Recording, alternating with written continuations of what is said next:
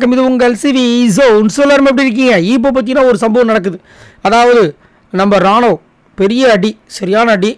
ஆனாலும் பார்த்தீங்கன்னா அதை வந்துட்டு இன்னுமே நிறைய பேர் வந்துட்டு அது பொய்ன்னு சொல்லிட்டு அதை வந்து கேலி பண்ணி கிண்டல் பண்ணுறதெல்லாம் நீங்கள் பார்த்துருப்பீங்க. குறிப்பாக அன்ஷிதா, ஜெஃப்ரி, சௌந்தர்யா, முக்கியமாக சௌந்தர்யா இன்னும் நடிக்கிறான். நீங்கள் வேணால் ரிவைண்ட் பண்ணி பாருங்கள். இதெல்லாம் தேவையில்லாத பேச்சுகள். இதெல்லாம் அந்த அடியில் அவங்களுக்கு வந்து அவங்க என்ன பண்ணியிருப்பாங்க? சும்மா ஒரு விஷயத்துக்கே வந்து பத்திரகாளி மாதிரி ஆடுறாங்க அவங்க. இந்த மாதிரிலாம் போட்டு தான் விட்டுருப்பாங்களா? அதெல்லாம் யோசிச்சு பார்க்கணும். அதை பண்ண மாட்டாங்க. இப்போ வந்துட்டு அவர் வந்து ஹாஸ்பிட்டல்லாம் போயிட்டு திரும்ப உள்ளே வந்திருக்காரு. அவர் வந்து கன்ஃபெஷன் ரூமில் வச்சுருக்காங்க. பிக் பாஸ் வந்து விசாரிக்கிறாரு. என்ன சொன்னாங்க டாக்டர் சொல்லும்போது, லைட் கிராக்கு, லெகமெண்ட் டியர்ன்றாரு. உங்களால் கண்டினியூ பண்ண முடியுமா அப்படின்னா, இல்லை என்னால் கண்டினியூ பண்ண முடியும், நான் இந்த ஒரு கையை வச்சு பண்ணும் அப்படி இப்படின்னு என்னென்னமோ சொல்கிறாரு. அவருக்கு இந்த கேம்லேருந்து போயிடக்கூடாது ஒரு ஆர்வம், அதனால் அவர் சொல்கிறாரு.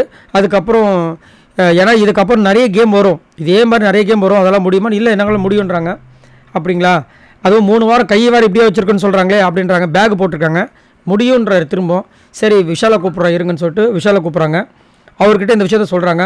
3 வாரம் வந்து இப்படி தான் பேக் வச்சுருக்கணும் இவர், ஆனால் போக மாட்டேன் வீட்டில் தான் இருப்பேன்றாரு. பரவாயில்ல அப்படின்போது, இல்லை ஓகே பிக் பாஸ் அப்படின்றாங்க.